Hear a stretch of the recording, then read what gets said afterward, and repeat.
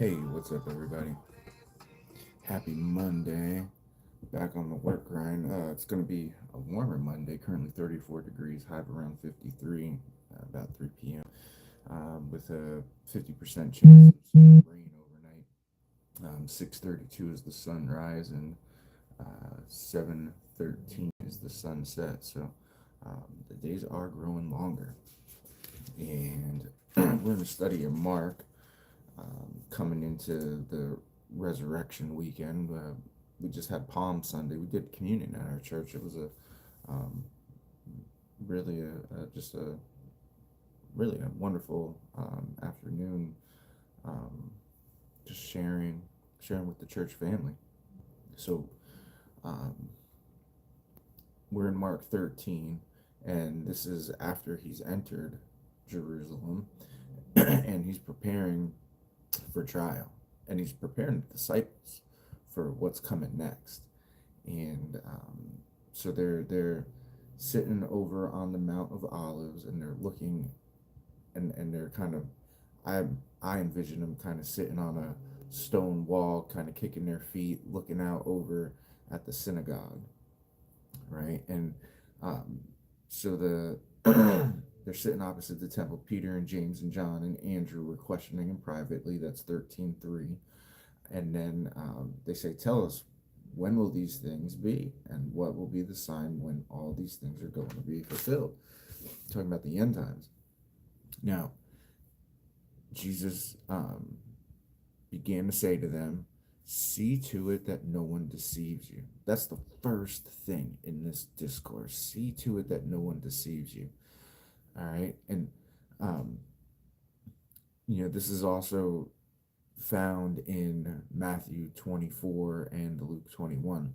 So when you study these deeply, um, got to be looking at them all at the same time. But the first thing, he says, see to it that no one deceives you. All right, that's the first thing. The world is going to try and deceive you. The enemy is going to try and deceive you um, into thinking that you're wrong or your values, your Christian worldview doesn't matter, and it does. Or to deceive you into thinking, and not or, but and to deceive you into thinking that the things that the world is teaching can be incorporated into your belief system. Good morning, good morning. And they can't be incorporated into your belief system. And that's how the Muslim and the multiple antichrists that are here, that is the game that they're playing. See, this is a political thing, right? As we'll see, Jesus is going to reveal the politics behind it. All right, and that's why I put on the thumbnail the the cake maker there. That's the Masterpiece Cake Shop, and they refused um, to make a cake for a homosexual. No, I'm Christian, for a homosexual couple, and um, you know, at the luckily or not luckily, but sovereignly, because I don't believe in luck. Trump in his first term, he got to elect three Supreme Court justices. Okay, and they were conservative, so the Supreme Court is now 6-3 conservative, and they um, decided to to lean on the side of religious freedoms, right? And to go against the for um, religious business owners to not have to follow the law of the state, right? And so, you know, praise the Lord for that.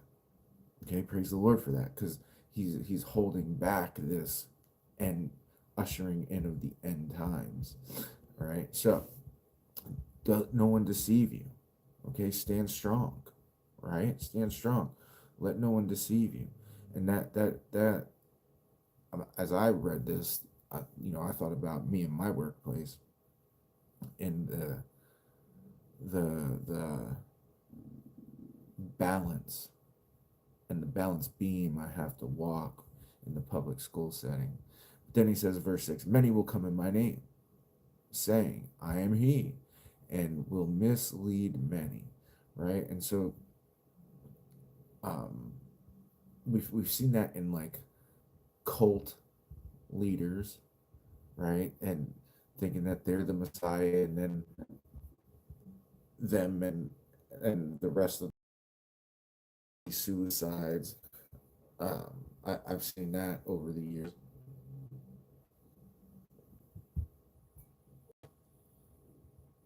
But I'm also thinking more like um,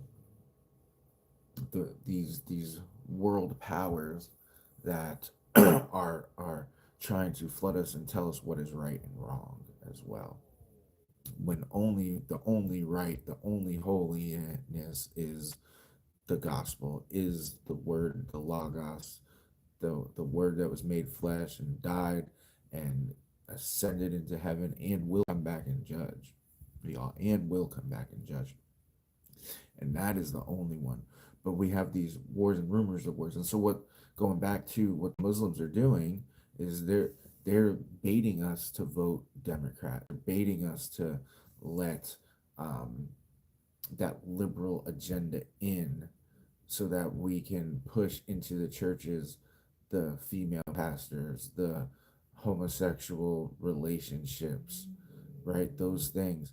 Not that, and please, I'm not, uh, I, I'm not like against the homosexual, the person, but I am uh, pro heterosexual as God designed marriage and relationships and parenting and all those things. But I am not, I don't hate any person, right? I don't hate any person. And I believe that's what Jesus wanted. He would not want us to hate anybody, but he would want us to stand on the gospel, stand on the truth, right? And so they push this liberal agenda so that what, they can come in and essentially take over. None of those things that I just mentioned would even, women's rights and the uh, they would be beheaded, right? The homosexuals, if they were, flaunting it in the street, they would be beheaded, right? It doesn't, so it doesn't make sense. It doesn't make sense. And so that's, many will come in my name, saying, I am he, and will mislead many. And when you hear of wars and rumors of wars, do not be alarmed. Those things must take place. And we've been wars and rumors of wars since forever, right?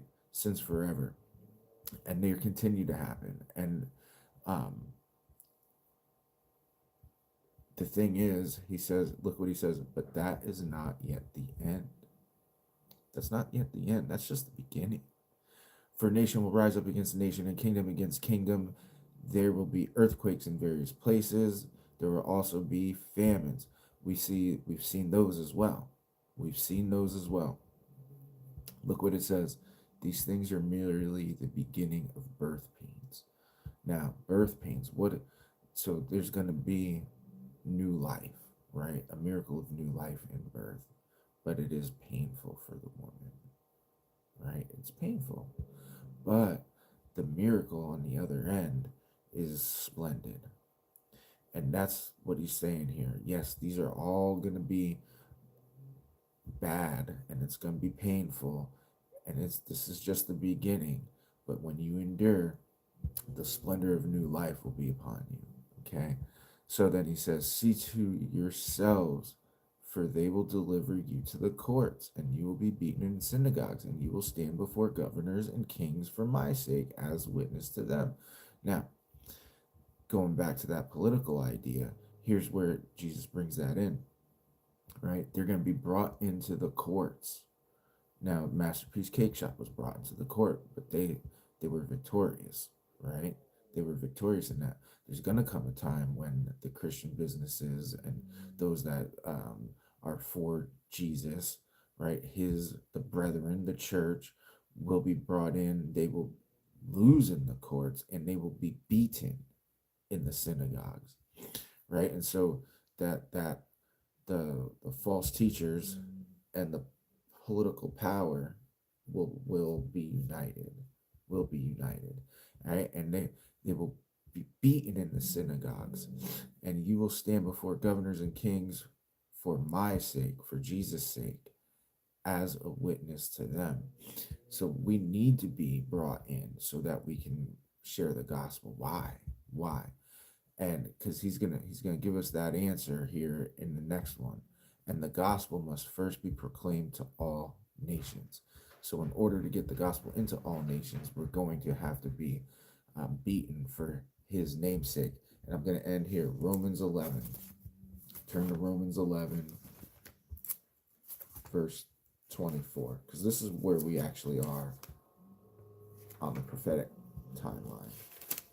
And if we want this thing to move forward, we've got to share the gospel. For if you were cut off from, verse 24, Romans 11, verse 24, for you were cut off from what is by nature a wild olive tree, and were grafted contrary to nature into a cultivated olive tree, how much more will these who were natural branches be grafted into their own tree?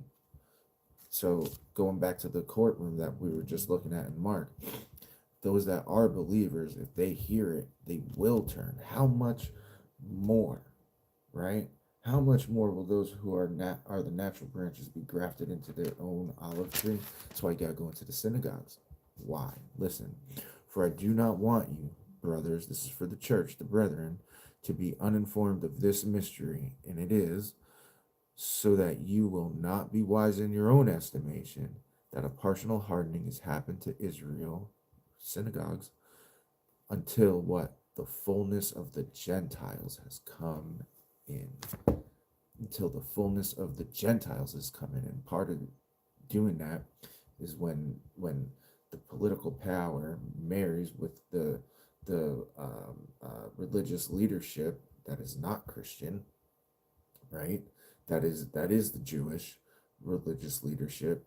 And going back to there's so much speculation about why America is fighting Israel's war and all that stuff. Well, we got to have the courts and we got to have the synagogue together. Okay, we got to have the courts and we got to have the synagogue together so that we can preach the gospel in there, so the last of the Gentiles hears, but also so that once they hear, that hardening can be lifted and Israel can come in. See, they have to be married together in that, not in the not necessarily the religious sense, but in the political sense, because it is a political game. It has been. It really always has been.